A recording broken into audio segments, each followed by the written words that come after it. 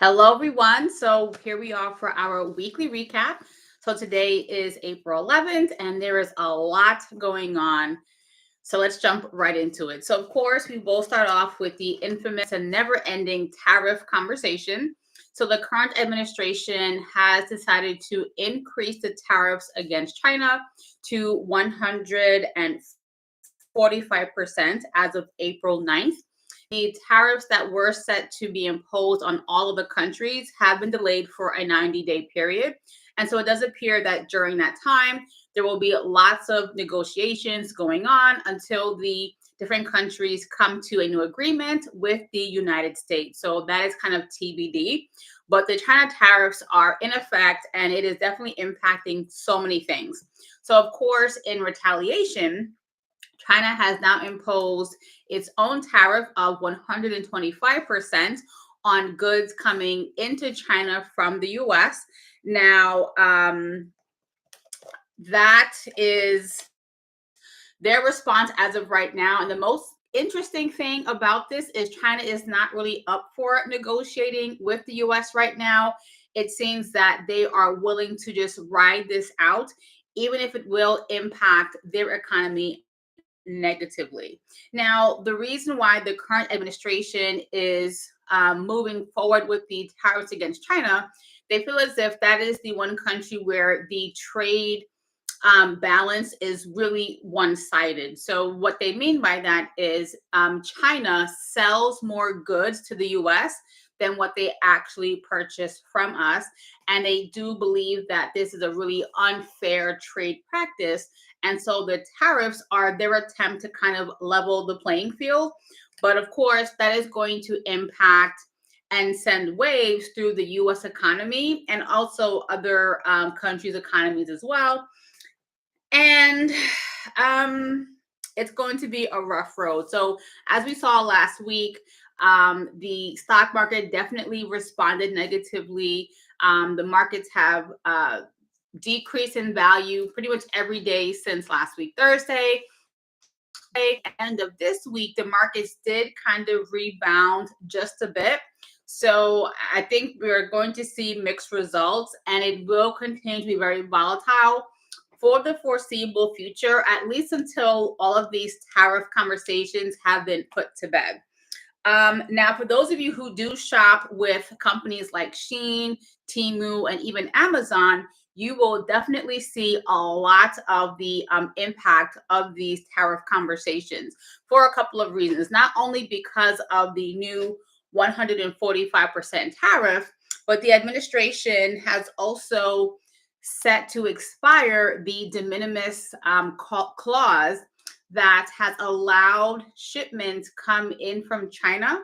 If they are valued under $800, they do not pay any tariffs or any taxes. So that has been the loophole that these companies have been operating by, and it has enabled them to ship many goods into the US without charging customers these tariffs, very few inspections, and technically the administration is saying that it is this loophole is how China is smuggling drugs into the US. That hasn't been proven, but that is what they are claiming. And so that clause will expire on May 1st. So this is what that is going to mean for you. So any items that are in that threshold of $800, or excuse me, under $800 will now be charged a tariff of 90% of the value of the goods, or $75 per item.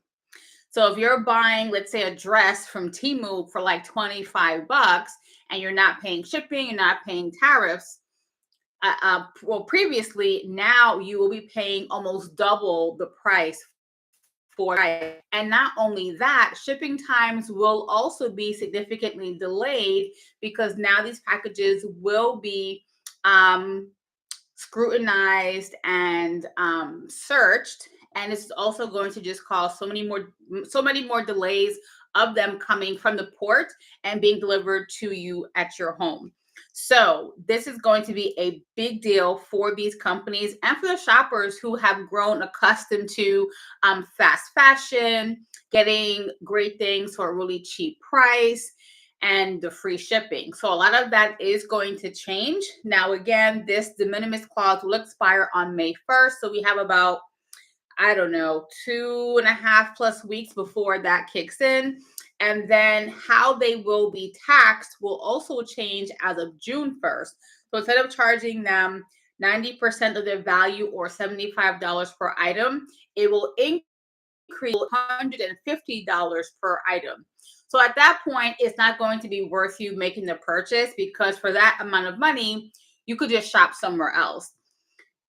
Right. And so I will say, even myself, I don't shop with Shein or Temu, but I do shop with Amazon for various things. And I am noticing that there are more and more items that don't qualify for Prime 2-day or 1-day shipping.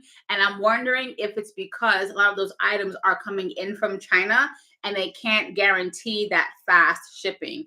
So I know for myself personally, I have kind of become spoiled with Amazon in that I know I can get things within 1 to 2 days, but now I can't take that for granted anymore. I have to give myself time to make sure I will actually get that item in time, and it may take longer than 1 to 2 days. So, the effects, let me know in the comment section if you're noticing this. And I think it's only going to get worse from here, in my opinion. But again, that is just my opinion. So, where does that leave us? So, I would say that leaves us in a place of uncertainty. I think here in the US, we will see, of course, the prices of many things increase, as we already have. And until we see some resolutions decided upon when it comes to tariffs, it is going to be a rocky road, not only as an investor, but also as a consumer. We may see delays in things getting shipped into the US. The prices will be different. The options we have may be different as well. So we kind of have to all brace ourselves for what's ahead. Now, just to give a quick sidebar, well, it's kind of relevant. So I saw this video on social media the other day where people were saying, well, I'll just buy American products, companies, so that way I can support businesses that are here at home and their prices won't be impacted by what's going on.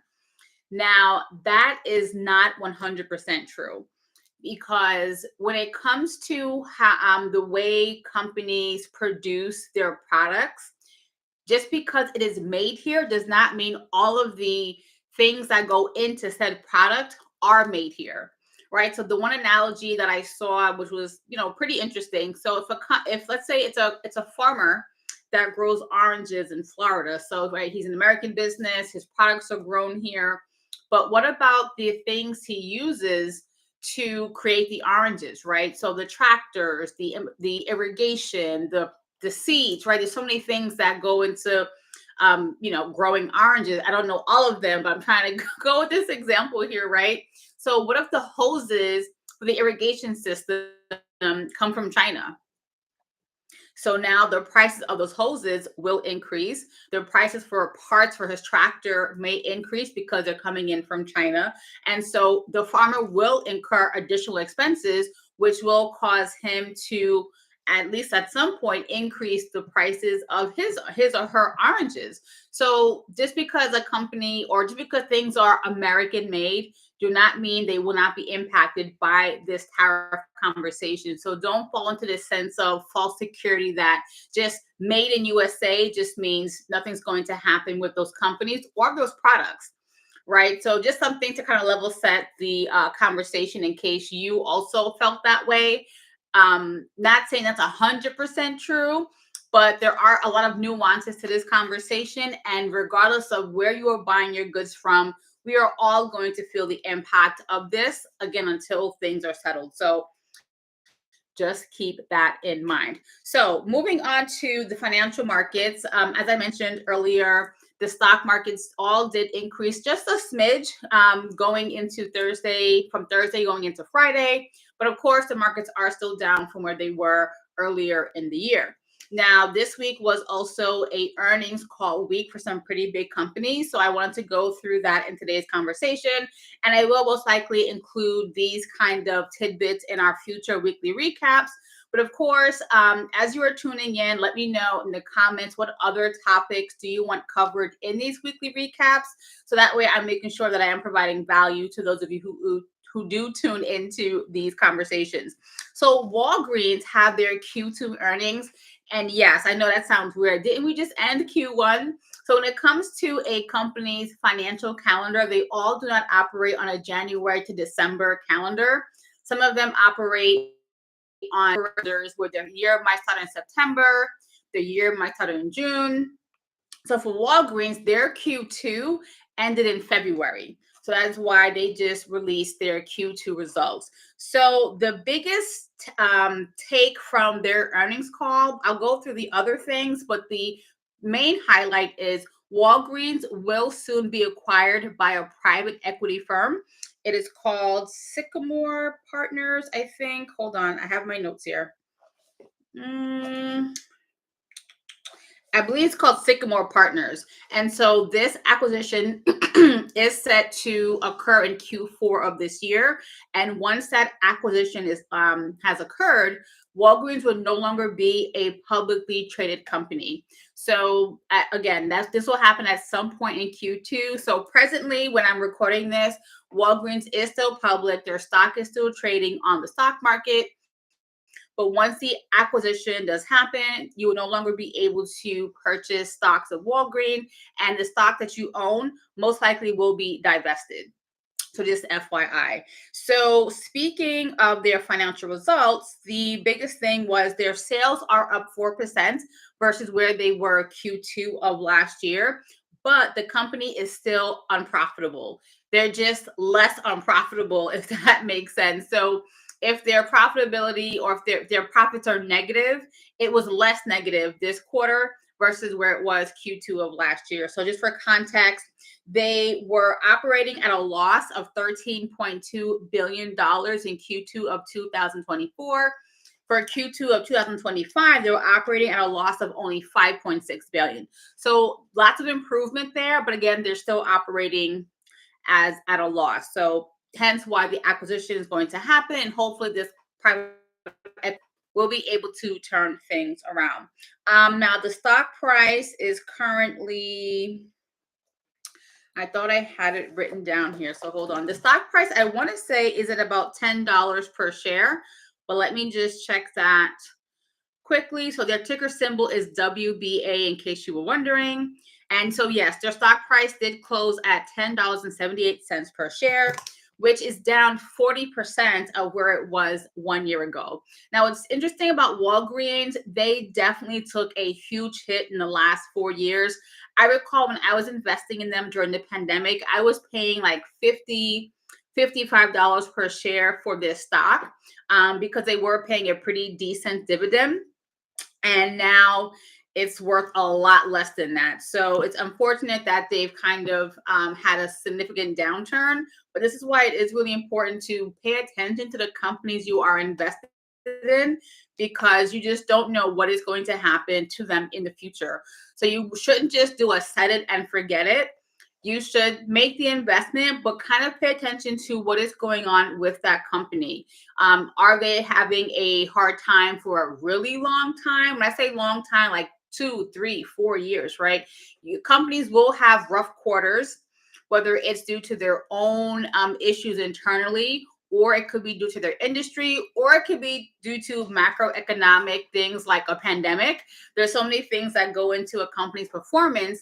But if it's just isolated to that one particular company, that is when you need to pay attention to what is going on with them, and should you continue to invest in them, again, as an investor. Let's see. So I think that is it for Walgreens. Now, just for my own curiosity, I'm wondering how much are they paying for dividends these days?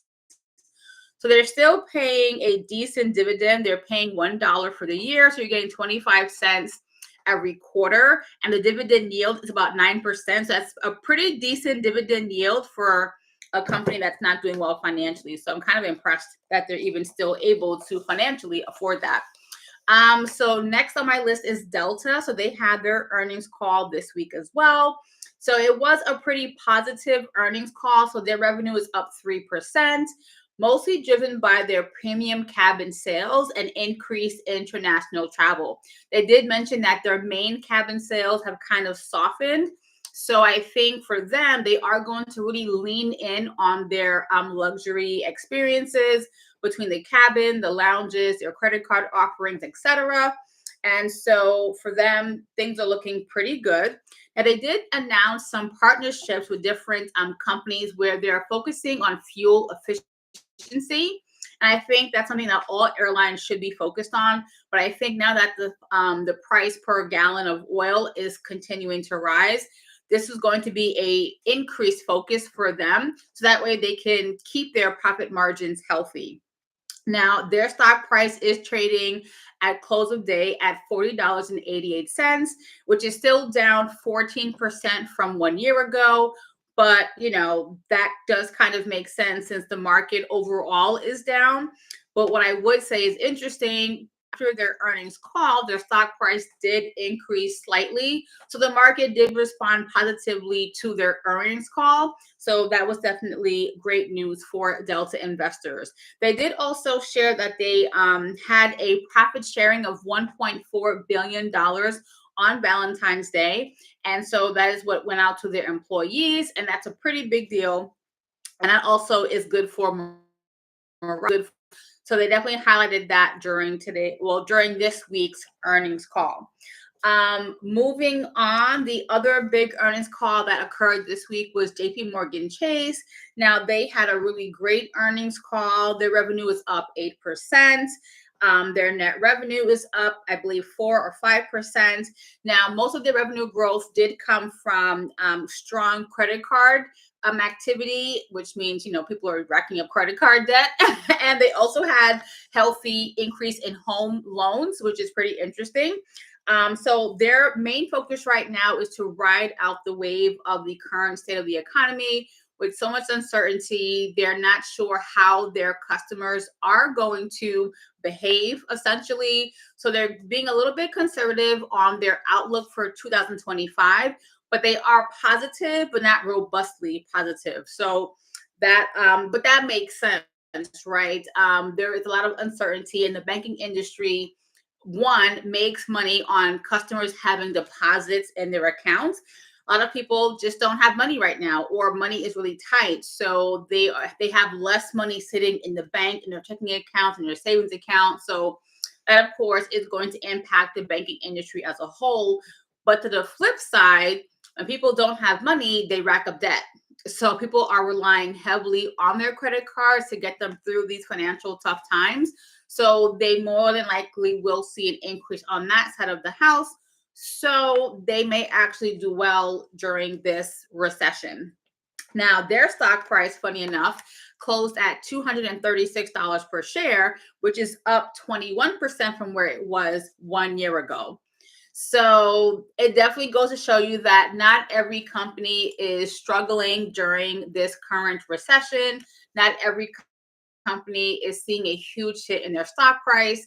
So it all depends on the industry, the company, and how they are navigating their operations. I thought that was pretty interesting as well. Now, the big X factor going on right now that many economists and financial people are paying attention to is how is the Federal Reserve going to handle the current economy? So the Federal Reserve, their main point of business is to keep inflation at a moderate rate and not have this hyperinflation situation going on.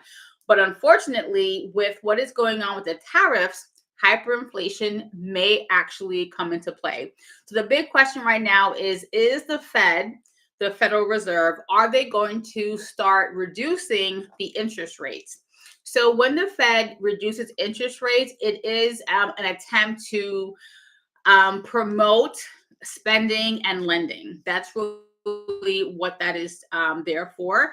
And when you do take that action, it does cause businesses and some consumers to be able to increase their purchasing power, which now that feeds money into the economy. Businesses are making revenue, people are making profits, right? So it's supposed to help promote a healthy economy. So that is what most of us are waiting to see how they're going to handle it. Rumor has it is they will most likely hold interest rates at their next session. But at some point, if things continue to go at the pace and rate that they're going, they may have to step in and start cutting interest rates. So, of course, that will be great for the housing market if the Fed does decrease interest rates. Now, it won't be by a whole lot up front. It might just be 0.5%, 0.75%, a quarter of a percent. But again, they may do this over time. Point, the interest rates may come down at maybe not 2 and 3% like we had back prior to COVID, but at a rate that will make lending and will make borrowing more affordable for potential homeowners. So that is the only kind of positive outlook that we do have right now in regards to that. But again, it's too soon to tell. I'm just kind of speculating right now. So now that we've covered all of my topics, I did want to say one last thing before I do wrap up for tonight. So right now, there is so much uncertainty right now. And I know people are scared, they're nervous, they're anxious, not sure what they should be doing right now. But if you are someone who is currently and actively investing in the stock market, now is not the time to start panic selling. I did mention this last week, I think, and I probably will say this every single week just to reinforce the point. Selling your stocks in itself isn't bad. I'm not saying that, but the is what is crucial to your financial future. If you are selling an investment because it no longer serves you, you don't believe in that company anymore, whether it's for your own personal reasons or they just haven't met your requirements as an investor, those are totally fair points. But if you are just only selling because you're seeing the negative headlines, right? The market is down 10%, the market is down 10, 25%, right? You're seeing all these major headlines. The stock market is down $9.6 trillion since January, right? There's so much doom and gloom right now. If you are selling because of that, that isn't why you should be selling. You need to not sell from a place of emotion. You have to invest or sell from a place of strategy and what makes sense for you as an investor. So I need you to really lean into that. And I know it might feel unnatural, right? I know the natural inclination is to just sell because you're losing money and you don't want to lose additional money. And I get that. That is not how we need to operate as savvy and strategic investors. And truthfully, you have to go against what feels natural. When the market is coming down the way it is, you have to look at it as stocks are cheaper. They're a bit more affordable. So now instead of buying one stock, maybe now I can afford two or 1.5 or 1.25 stocks versus what I could have purchased 4 or 6 months ago. And the reason why I'm focusing on this and will continue to do so is you don't want to miss an opportunity to make money. Now, of course, the stock market, there's no guarantees you're going to make money in the market. We all know that. You take a risk as an investor. But if you have $0 in the market, I can guarantee you aren't making any money at all, right? So when we think back to our points of reference, I always go back to COVID. During the pandemic, in the early months like March and April of 2020, there was a lot of uncertainty back then, right? The world was on fire, for lack of a better way of explaining it, right? People were passing away. People were getting sick. Jobs were closing. Companies were going bankrupt. We were quarantined in our homes. We couldn't see loved ones. We couldn't travel. There was a lot of chaos at the time. And during that time, the stock market also responded negatively. The stock market had a free fall where it lost a lot of money in just a short few days. And so at that time, stocks were again going on sale. And so if you were selling at that time, when the market rebounded, you missed the opportunity to feel the benefit of the rebound. And so if that is you and you missed that boat, you don't want to miss the next one. And this is the next one. And truthfully, there will be future next ones, right? This is just how the stock market works. It has ebbs, it has flows. The market goes up, the market goes down, but you have to stay steady and stay the course and focus on the assignments at hand. So with that being said, if investing is causing you too much anxiety, I get that. But maybe your focus now is to spruce up the other parts of your financial house. So that might mean paying down debt, increasing your savings, working on improving your skill set so you can make more money, right? Those are things that are within your control, and that can kind of give you more peace, for lack of a better way of explaining it. So, and that's totally fair. That's totally fine. The financial house should always be the focus, and there are different seasons where different things are more important than others. So that's fair. But just sitting idle and doing nothing is the worst thing you can do right now. So again, if investing is not your thing right now, totally fine. What else can you work on?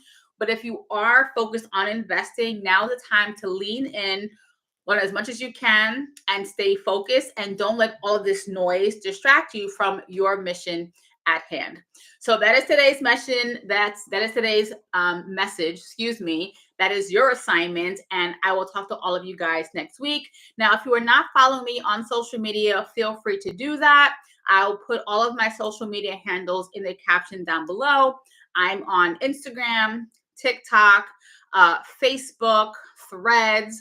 So everywhere you are hanging out, I am hanging out there as well. And I do post content pretty much every single day. So if you found this video useful, or my other content useful, feel free to check me out on those platforms. If you have any questions, always feel free to leave a comment in any of my videos, or feel free to.